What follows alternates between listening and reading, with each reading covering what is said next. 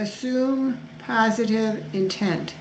Today I'm with our newest colleague, Shane Brunell, and we're going to talk about this week's fundamental. Good morning, Shane.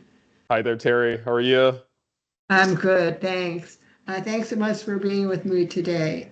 Shane, how can you change your perception of someone and assume positive intent when they have been dishonest or they have disappointed you in the past? That's a tough but I think important question, especially in a fast-paced environment where we're relying on trust and collaboration to kind of move things forward. When I've been in those situations, I think about it in three ways. One, people are more important than their worst moment. And number two, rebuilding trust starts with number one, clarity, and also not just going in with blind faith. And lastly, I think assuming positive intent protects your mindset and helps to, keep things moving forward. So it's easy to let one bad experience kind of shape your entire view of someone, especially if it involves dishonesty or, something that led to a lack of trust. But I think over time, I've learned that behavior is often driven by pressure or maybe miscommunication or a lack of support. So it helps me to just ask, what was driving this person's actions or decisions. I think it's also important to focus on rebuilding trust, just starting with clarity and not just, again, going in with blind faith. Assuming positive intent doesn't mean forgetting the past. It means giving everyone a fair chance to show up differently.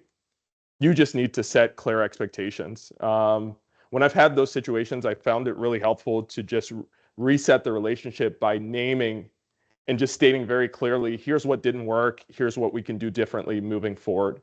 And lastly, I think just from the perspective of protecting my mindset and again, moving things forward, it's probably just best to take it as a lesson learned and not to be frustrated, not to let the mistrust drive me. Whatever energy you're bringing, it's going to show up in that transaction. It's going to show up in that relationship. It's going to show up in your results. So it's important to give people grace. It's important to recognize your own abilities and just to try to be collaborative, be solutions oriented, and just continue to focus on the bigger goal.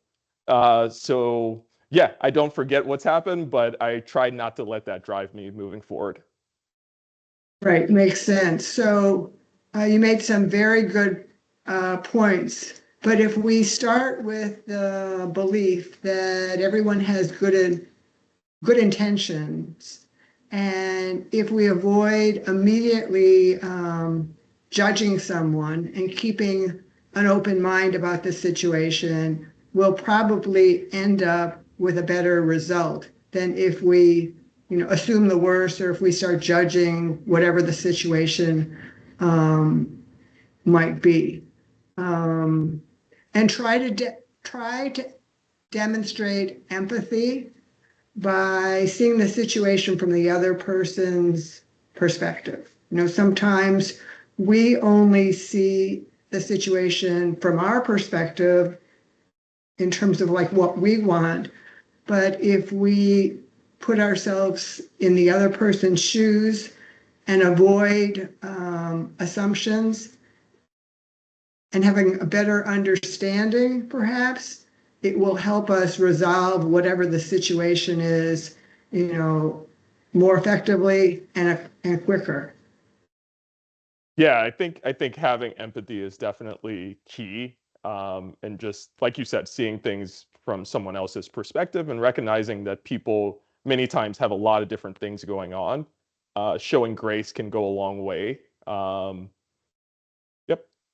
Right, because you don't know what is going on with the other person. And again, they might have disappointed you in the past, but you don't know what that was all about.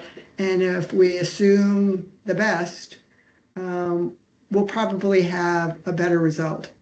We'll Yeah. probably, Yeah, and I think giving people grace, working with people, working through difficult situations, and not always coming into it just carrying a lot of baggage. People recognize that extra effort, and I think I've seen that people will work harder if they know that you're someone that's reasonable and you see them from a positive lens. So if you're working harder, that also shows the other person that you're really working on the relationship and trying to come to some kind of mutually beneficial, outcome, as opposed to you have, your predetermined agenda. For sure. For sure. Leave everyone, as usual, with a quote. When you judge another, you do not define them, you define yourself. That's Dwayne Dyer.